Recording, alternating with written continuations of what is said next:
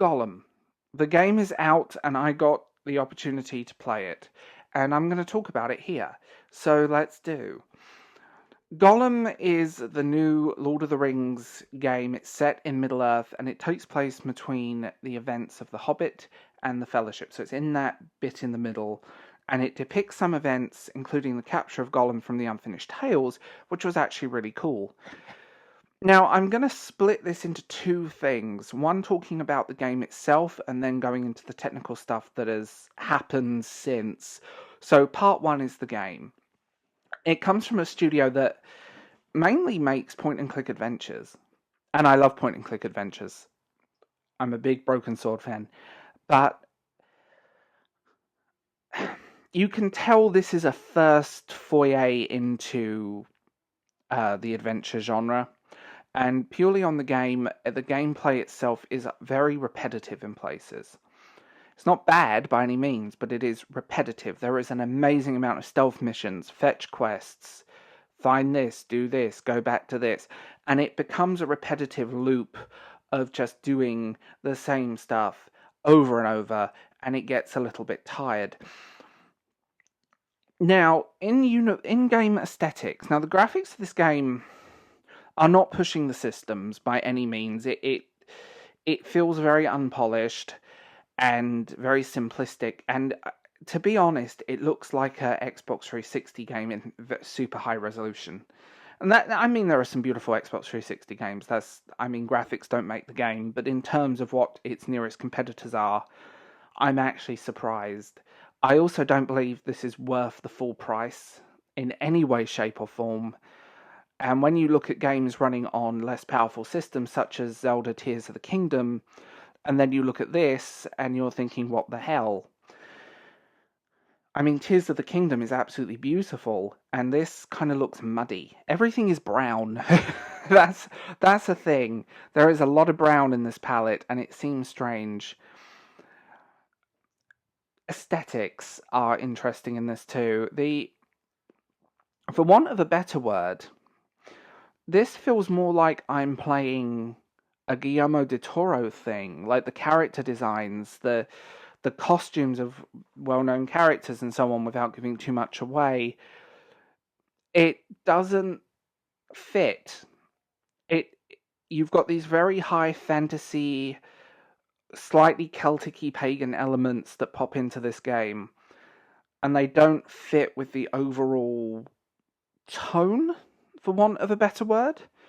It's a very uncomplicated storytelling, a very uncomplicated story, but the tone is very realistic, and the graphics are this mixed bag of hyper-realistic, muddied-looking world, which can be very pretty, by the way. There is some really pretty places in this game, that's undeniable, to this more cut-out, collage-y, oil paint effect in some shots. It's really inconsistent in style, and I don't quite know what they were doing.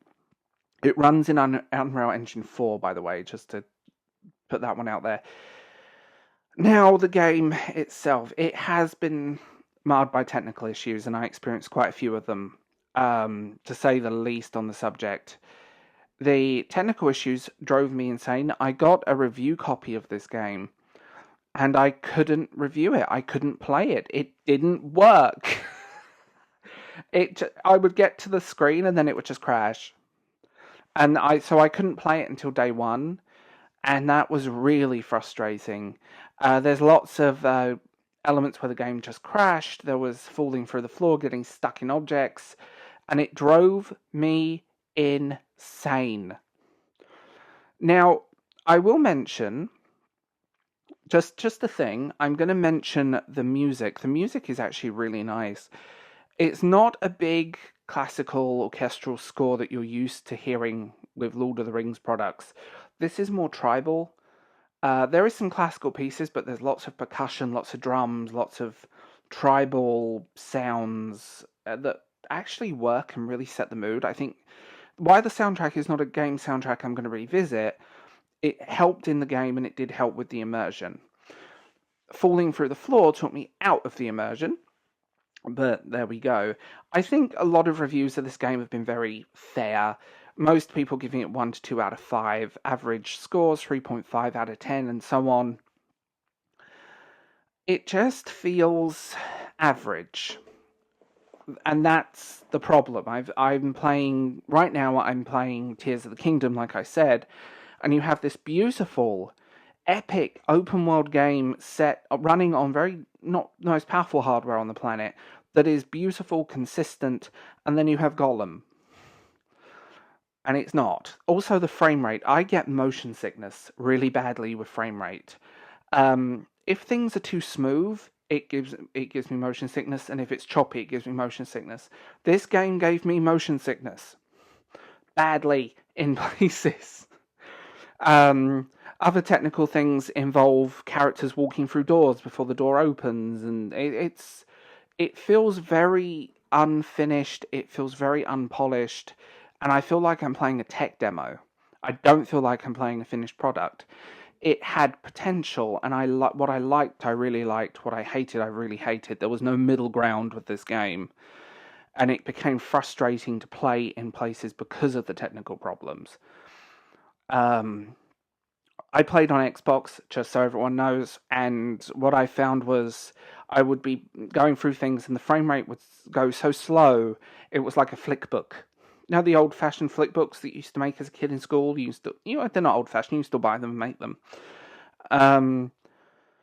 That just drove me to the edge of no return sometimes, and I would have to stop the game.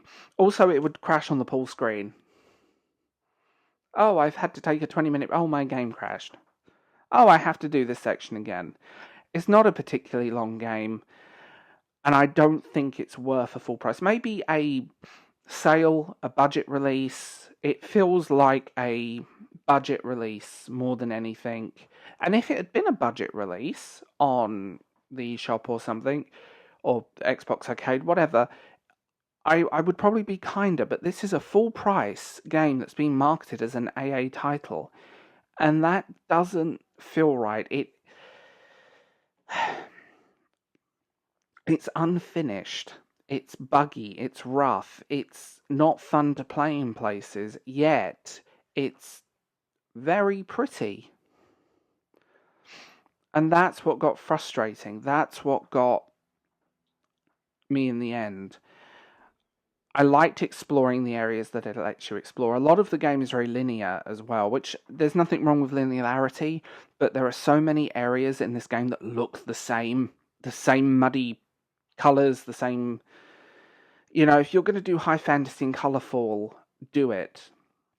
If you're going to do kind of more gritty and realistic, do it. But there's the middle ground this game is trying to keep doesn't work on a myriad of levels, to the point that it's frustrating, it's awkward to play. I'm glad that I played it, I enjoyed it, I enjoyed it, but there were moments where I just wanted to throw my controller across the room. Like I said, it's not worth a full price game. It's really not worth the full price, and that's an actual shame, because there is potential here, but I don't think the developers really knew what to do with this genre of gaming. That's my whole thing. So tell me what you think in the comments below. I will be really curious to find out, and I will talk to you guys later.